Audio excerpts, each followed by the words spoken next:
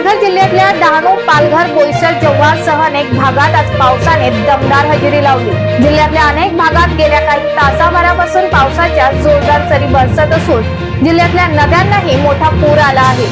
दरम्यान अनेक भागात जोरदार बरसणाऱ्या पावसामुळे जिल्ह्यातल्या शेतकऱ्यांची भात रोपणीची कामं ही रखडली गेली आहेत।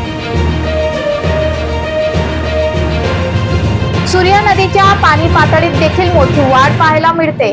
कासा भागात सूर्या नदी ही दुथडी भरून वाहत आहे, तर डहाणू भागात कंत्राटी रेल्वे पुलाखाली पुराचं पाणी भरल्यानं डहाणू कोसबाड रस्ता हा वाहतुकीसाठी बंद झाला आहे।